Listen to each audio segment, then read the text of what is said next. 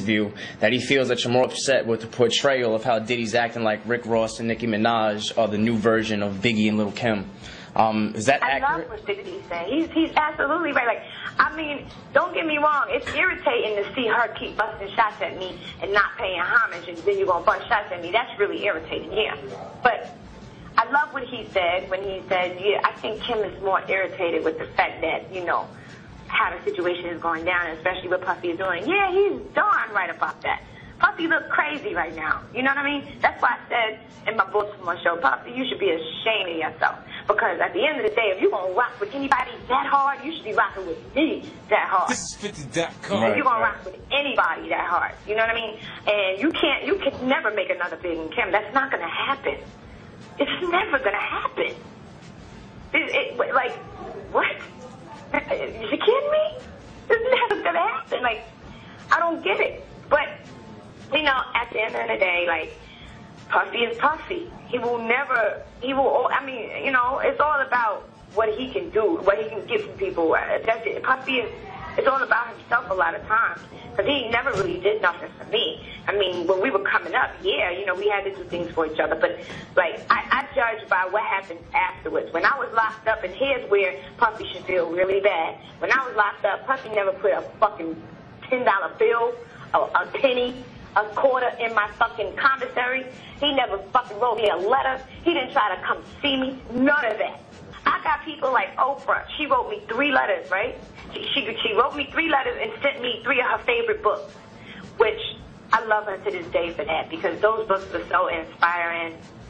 And one of them, I'll tell you the name of the books later, but anyway, you know, Tyra Banks writing me. Mark Jacobs wrote me every freaking day.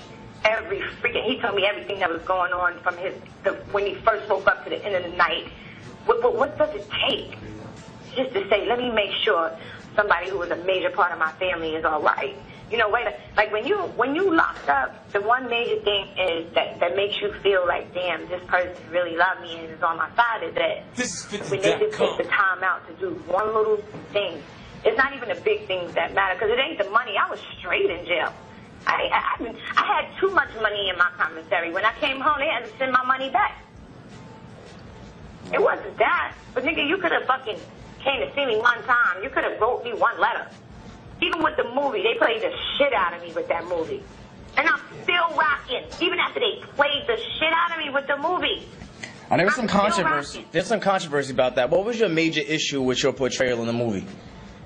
Shit, what? My major issue was I didn't have an issue. I didn't have nothing. I didn't have a case. This is 50.com. The movie went into green light and all that shit without me even being able to pick who played me. I would have never picked Naturi Norton, or whatever. What's her name?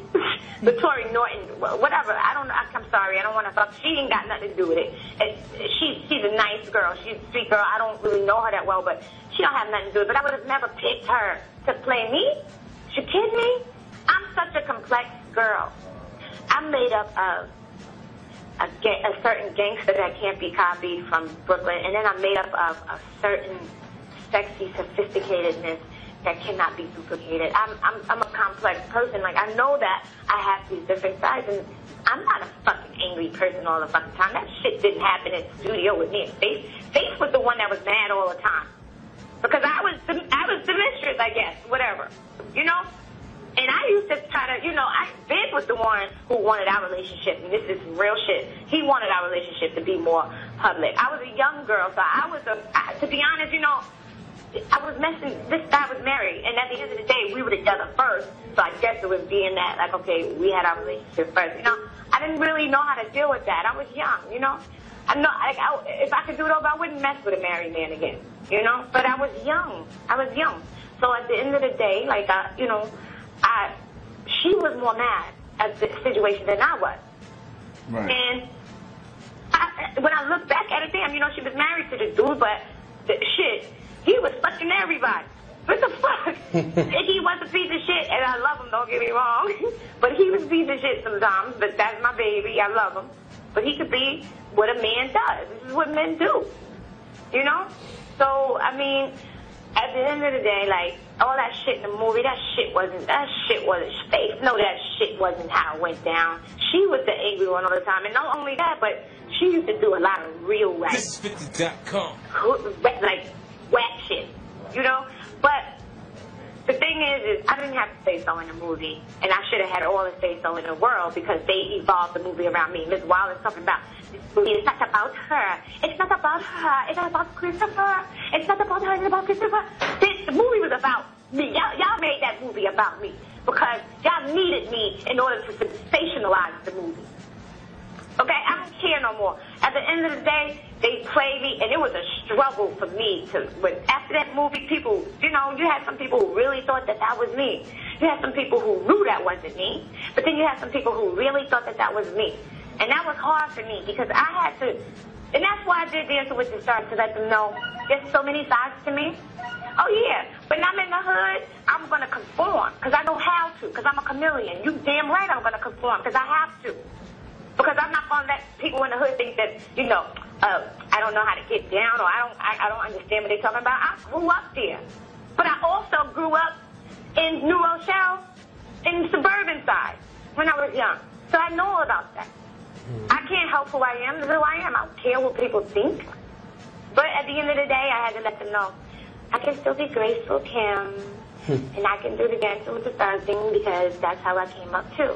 I went to Catholic school. I'm proud that I went to Catholic school. I love that I went to Catholic school because I know how to pull up. Yo, see, I love a show. It's Power 105.1. Me and Kim in the building to talk about the Notorious movie. Now, you just telling me that this is the first time I've ever heard you admit that you were the mistress. Yeah, I mean, he was married. That's no secret, and right. That's not something I'm proud of. I was a baby. Like, people think, oh, Kim, I've been in this game so long, I'm so old. I'm really not. Like, when I came out, I was a teenager. Right. Like, I had to wait one more year till I turned 18 to sign my contract. Really? Yeah. You were a baby. Yeah, when I came in the industry, I was a teenager. But, you know, my music was so mature, they were afraid to say that I was a teenager. Before you met Big, were you already writing rhymes? Yeah. You was already rapping? Mm-hmm. How much influence on your style did Big have?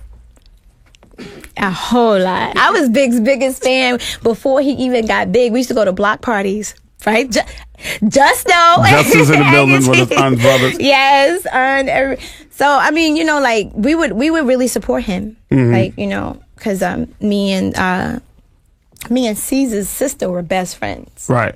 So I knew C's like since he was little. Right, and knew Biggie since before the deal with Puff and before getting dropped from Uptown and before Bad Boy and before all of that. Was Junior Mafia always in the works for you guys? Was that always something that he was going to do? Well, those was his little homies, you know, and so he just wanted to bring them up. Big was just... He loved a family environment, so he just wanted to bring them up and have them doing something. He knew half of them couldn't rap, you know, whatever, but he was just like, I want them a part of our situation, and so he always had that kind of vision for that, so, you know. Early on in your career, how much writing did you do of your own material early on? Early on, I wrote mostly all of my stuff. Trust to tell you, That's why another part of the movie, they made it seem like I was a robot or a puppet. Like, what? I gets busy. A lot of the time, a lot of the time, I used to write raps and Big wouldn't even want to write it for me because he'd be like, she could do it. I used to ask him, like when I used to get lazy, whatever, I used to be like, I don't feel like finishing the 8 bars. Can you finish them for me? He'd be like, what? You stupid. If you don't get in that room and finish that daggone rap, I'm not doing it. And then I would go in, and that pushed me really because I'm really like a really dainty, like at 8, like if I was in the studio too long, I'm like, damn, I'm supposed to be shopping right now. Like, I don't want to be, you know, like, I'm serious. And he used to be like, what? You better go and finish that, you know, and then I'll go and finish it or whatever. But it's like, the Benjamins, all me. Big wasn't even in New York for that. You know what I mean? Get Money, all me. He used to come in sometimes on Get Money. He came in, he changed up the little things because he didn't. If I said something that he felt was whack, he'd be like, nah, you can't say that.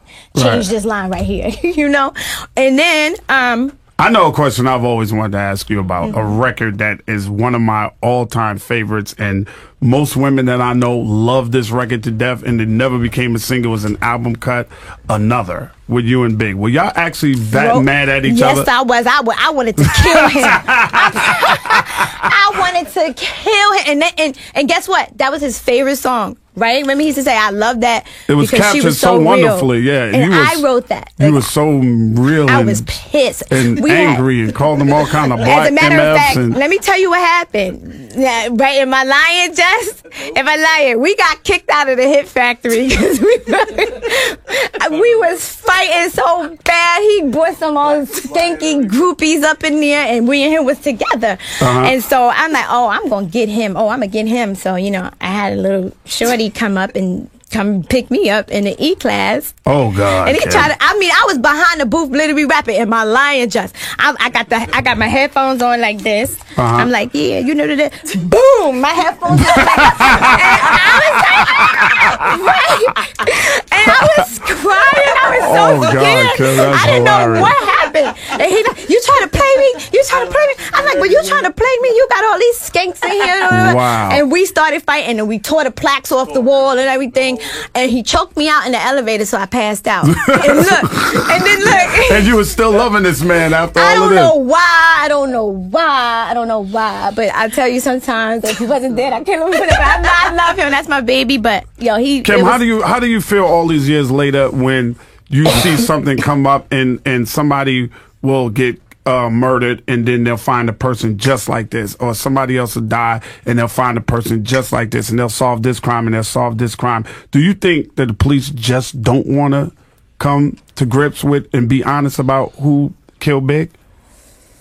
I just think that they don't care at this moment. It's going to cost them too much money. You know how that is, and when you're dealing with the government and stuff like that. And I just think that this situation is so deeper than we probably would ever know.